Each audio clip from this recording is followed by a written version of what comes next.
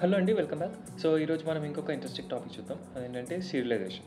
So, serialization బేసిక్‌గా ఎక్కడ use అవుతదంటే మనకు మీరు ఒక డేటాని ఒక సిస్టమ్ నుంచి ఇంకో సిస్టమ్‌కి సెండ్ చేయాలంటే మీరు ఫస్ట్ సీరియలైజ్ చేయాలి ఆబ్జెక్ట్‌ని.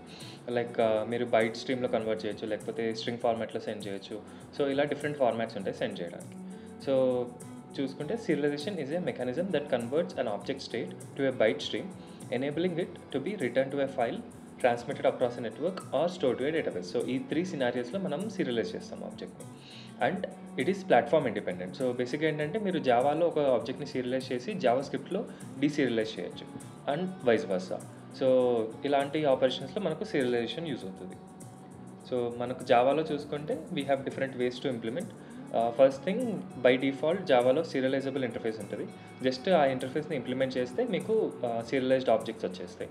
And also externalizable. So it is kind of extended version of serializable interface.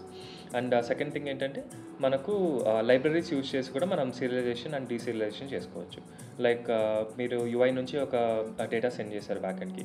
So అక్కడ మనం జాక్సన్ లైబ్రరీ వాడి ఆ జేసన్ డేటాని డీసీరియలైజ్ చేసుకోవచ్చు. అలాగే ఎక్స్ఎంఎల్ ఫార్మాట్ అయితే JAXB. And advance system like Spark అలాంటి సిట్యుయేషన్స్‌లో మీరు కైరో అనే లైబ్రరీని యూజ్ చేయొచ్చు. So yeah!